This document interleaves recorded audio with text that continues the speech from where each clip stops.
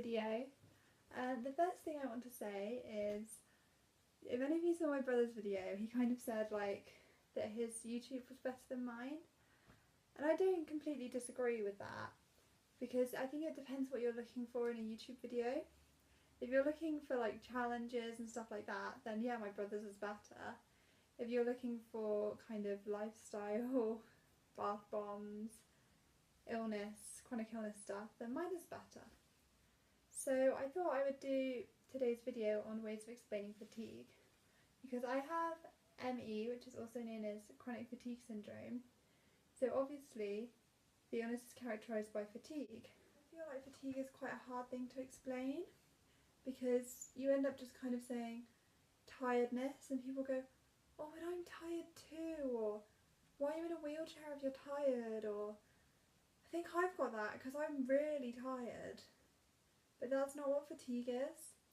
So before I got diagnosed, I would say to my friends, I'm feeling really ill.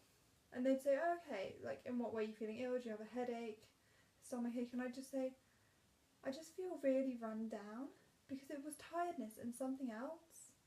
And I couldn't put the finger on the something else. And I still can't now, really.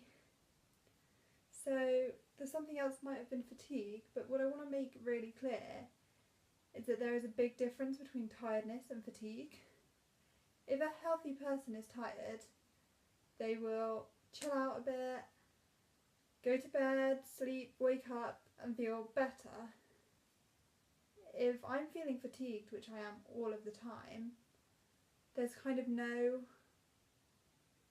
feeling better. I go to sleep, I get up and feel just the same or worse. So for example, this morning I woke up, but I couldn't, it's kind of hard to explain, but I couldn't actually get up. So I could hear things, but then I'd drift back to sleep and be dreaming.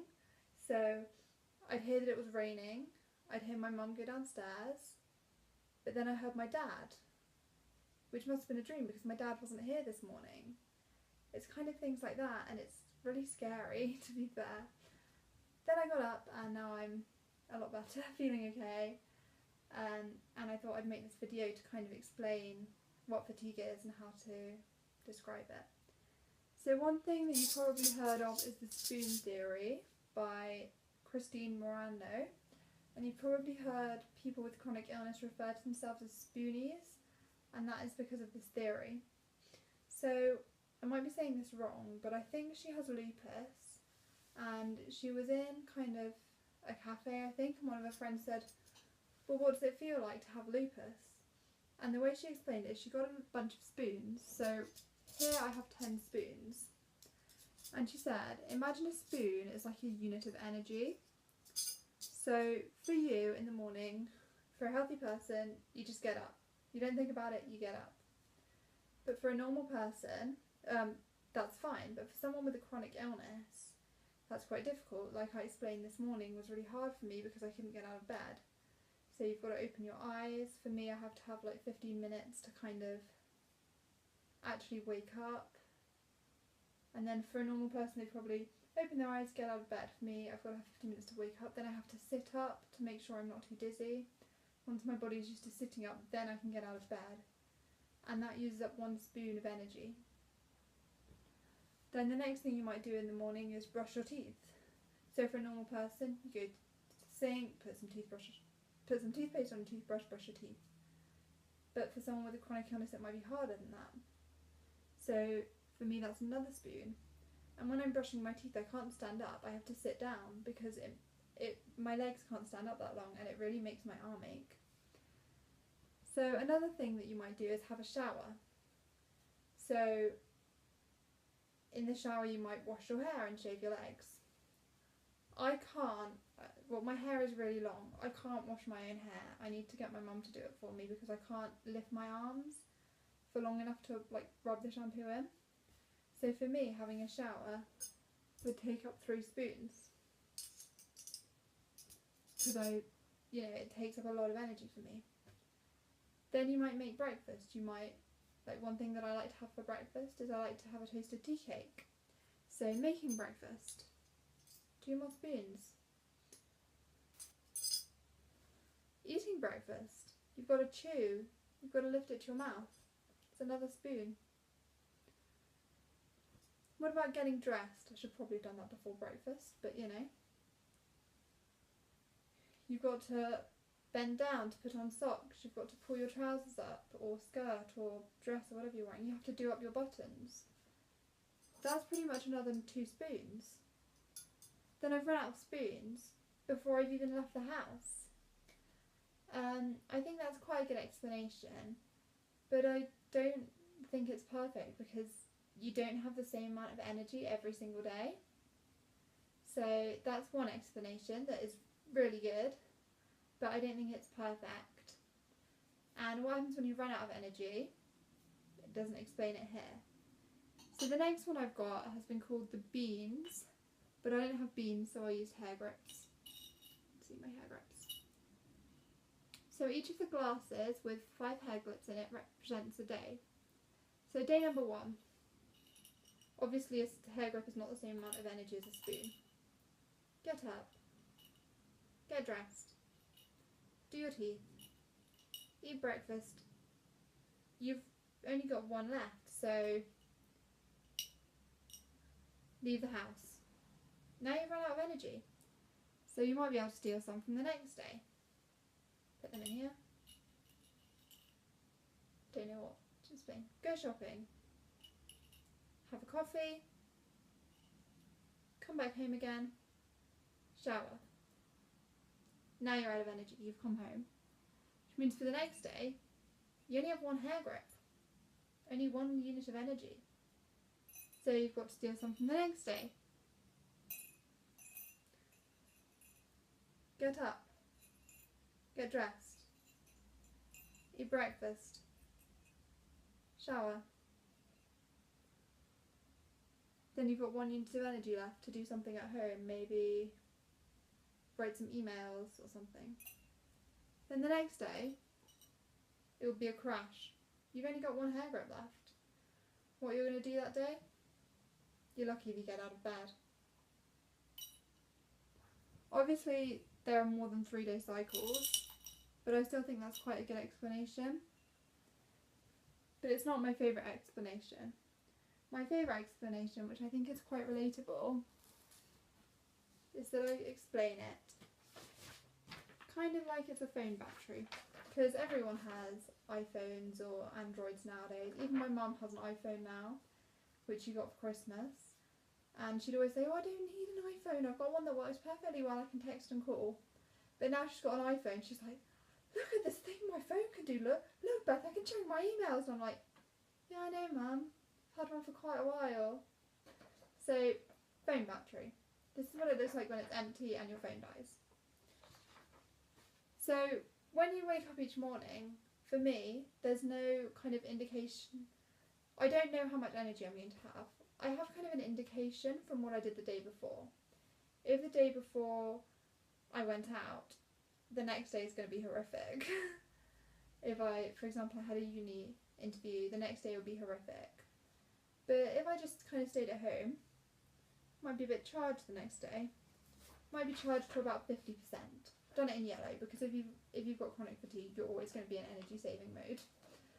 So, but it's like your battery's a bit broken. It can never charge more than 50. So a good day for me will be charged 50. But some days when you charge it overnight, you only get to 20. I never know how much my battery is going to be charged by sleep. So some days it's 50, some days it's 20, somewhere in between. It's like having a broken battery. And once your battery's drained, that's it. You can't do any more. It's like on your phone. And I think that's a really good explanation of fatigue. You're probably thinking, well, what happens when you run out of spoons or your battery runs out? Often people with chronic illnesses call this a flare or a crash. So for me, when I crash, I normally get really emotional and cry a lot, which is then using up more energy. I just sleep. I sleep a lot. I mean, I'm constantly lay down a lot of the time anyway, because sitting up kind of harder for your blood to pump around your body because it's against gravity. But yeah, I lie down, I sleep, fell asleep during the football yesterday, which most people will say, well, anyone could fall asleep in front of the football, but I like watching football. I fall asleep in the car. I know a lot of people do that too. But it's unusual that I have a day that I don't take a nap in. But when I flare, I just sleep. I cry. I get a headache. I get a sore throat. My eyes go blurry. I can't listen to anything because it hurts my ears. I can't look at anything. Have to turn off all the lights. Can't look at my phone. Have so much weakness in my arms and legs. It's horrible. You don't want to experience a chronic fatigue or chronic illness crash.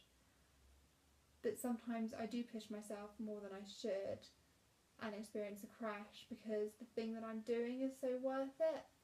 So for example, I did a lot on Christmas. I sat with my little cousins, we sang songs, we had fun. Boxing Day I crashed. That was kind of the day after Boxing Day I crashed. I stayed up on New Year, you know, welcomed in the New Year with my aunt and uncle. After that I crashed. I had a university interview and then I helped out at cheerleading. After that I crashed. Kind of anything that I do will have a crash after it, and the more strenuous the activity, the more I will crash. So in a couple of weeks I'm going to Disneyland and I'm gonna have an awesome, I'll be in my wheelchair, but I'll have an awesome time. I know the week after I will crash and I know that will be horrific, but it'll be worth it for having a good time at Disneyland. So yeah, that's my very jumbled, messed up attempt at trying to explain the fatigue that my illness brings. It's different from tiredness and it's there all of the time. You know, I never charge more than 50%, and along with that there are so many other symptoms that I experience every day. Headaches, nausea, pain in my arms and legs, weakness in my arms and legs, sore throat, which might be, I don't know if I sound a bit weird because of my sore throat right now. There's just over 50 symptoms and I experience a lot of them every single day, which sucks. But I always try to stay positive and make the most of any situation, about my illness or not. So yeah. And another thing that I just want to add, I use a wheelchair but I can walk. If you see someone get out of a wheelchair and walk, most likely it's not a miracle. Most likely they can walk a little bit but it causes them pain and fatigue, so they use a wheelchair. Because I get some really, really odd stares when I just stand up and walk out of my wheelchair. So, yeah. Bye guys!